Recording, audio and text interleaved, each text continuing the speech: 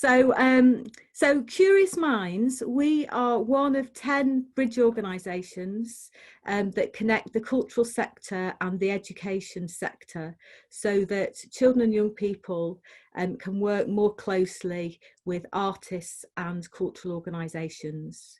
And across the UK, there are 10 bridge organisations, and we are the bridge organisation for the North West. So you'll see on there, we're this turquoise colour. And so we work in Cumbria, we work in Lancashire, we work in Manchester, we work in Liverpool, and we work in Cheshire. So quite a large area. And we run a whole range of different programs, and you might have heard of some of those programs. So we support Artsmark in the region, we support Arts Award, and one of the things that we've been doing over the last 3 years is setting up local cultural education partnerships, which is what the Culture Co-op is. I'm going to come back to talk a little bit more about LSEPs, but these are some of the programs that we have been developing. So you've got Artsmark and Arts Award on there, but we've also been developing a program of work that Saul, who is here, has been headed up, called Hope Streets, which has been working with museums across the Northwest. We also have the SLICE programme, which is a leadership programme for teachers, and CASE, which is a leadership programme for people who work for cultural organisations. We've been rolling out something called Bubble Up during Corona, during this year, which has been about trying to get money to freelancers and small organisations so that they can carry on working with young people outside of school. And we've also been supporting freelancers through our Bridging the Gap programme. So we're a sector support organisation, and we're really here to try and support anybody who's working with children and young people in the arts and also schools. So I just threw this slide in just so that we can remind ourselves the value of the creative industries. So the arts and cultural industries contribute 10.8 billion a year to the UK economy, and it's rising. So if you look at this little graph here on the right, you can see that actually it's rising exponentially against other industries. So there's a really good case for arts and creativity in terms of employability for young people. And that's something that unfortunately is not at the moment reflected by what's happening in schools. Oh, I'll just go back a slide. So we've seen, so although there's this boom in the creative economy, what we've also seen is a decline since 2014 of 28.1% in the overall uptake of creative subjects at schools. So obviously that concerns us as an organisation. Interestingly, in the last, I'm not sure what the stats are since coronavirus, so it'll be really interesting to find out, won't it, kind of how Corona has impacted on those stats. But we did start to see a short rise again in 2019 when they brought in the new Ofsted framework. So that's promising, but it still feels like there's a lot of work to do.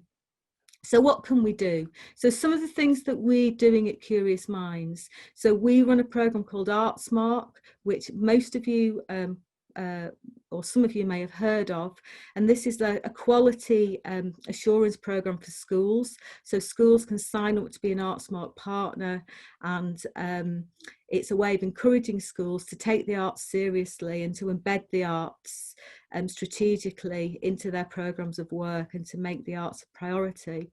For artists and arts organisations who are here today, you can sign up to become an Artsmark partner. And we one of the things that we do at Curious Minds is broker relationships between artists and schools.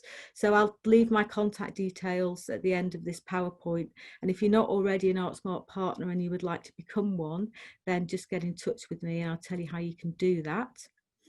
Currently, unfortunately, Lancashire is lagging a little bit behind in terms of the number of schools that are signed up for ArtSmart in Lancashire. So we've currently got 783 schools registered across the region, and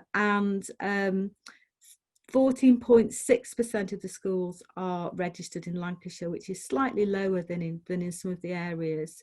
But the good news is that means there are more schools that we can get involved and get on board. And I know that Culture Co-op are going to be doing quite a bit of advocating of the arts to schools and trying to get more schools involved in the partnership.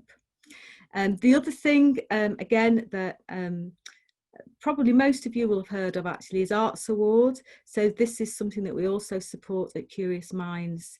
And again, if you'd like to find out more about that, then you can contact me after this presentation if you'd like support with Arts Award. I'm just going to realise that I've not got much time, so I'm just going to talk really quickly now. So the Culture Co-op is one of, I can't remember if it's 24 or 25 LSEPs, local cultural education partnerships across the whole of the Northwest, and there are 5 in Lancashire. So you're not on your own. There's the Lancaster LSEP, there's one in Blackburn with Darwin, there's one in Pennine Lancs, which is a kind of Burnley Pendle LSEP. There's one in Blackpool, and there's also one in Preston. And we're currently talking about how we can work together as well across Lancashire.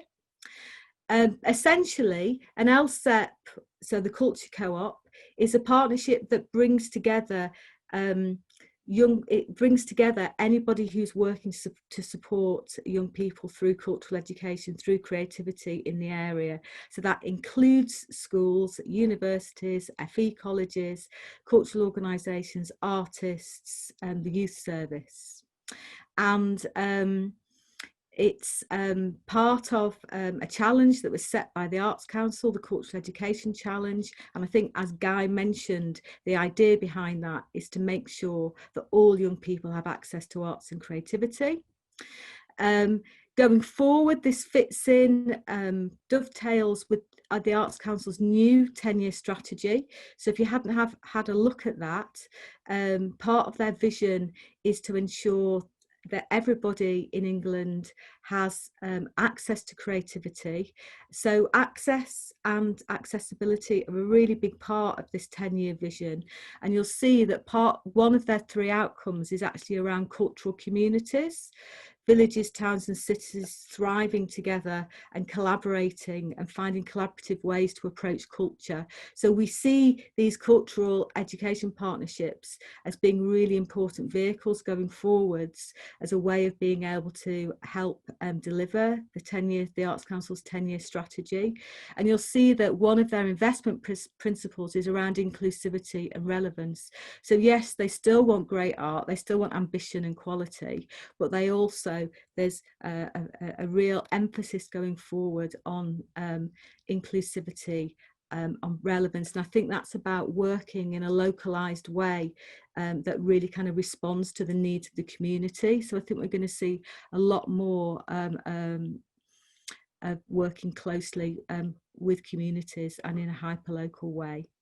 And other things to keep an eye on going forwards. So the Durham Commission was a piece of work that came out in 2019 that really looks at the benefits of creative education.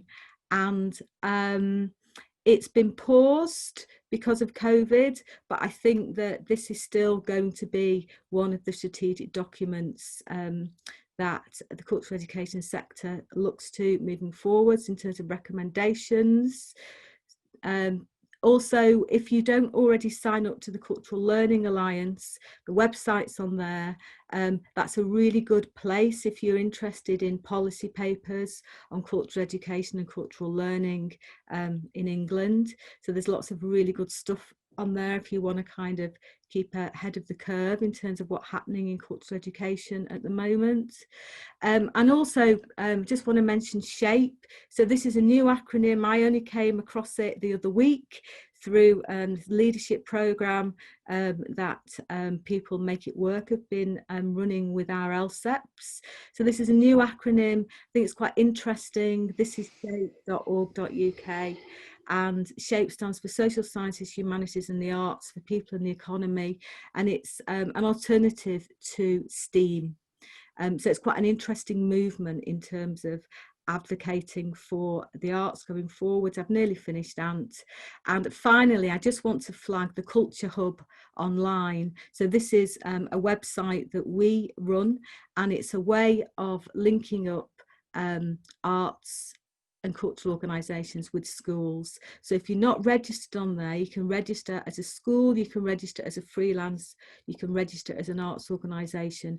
Just go to the Culture Hub online. It doesn't take long to input your details and to set up a profile. And I think that's all from me. This is my email address. So if there's anything on there you'd like more information about, you'd like a chat about, you'd like to follow up, just drop me an email and we can have a conversation. Thank you.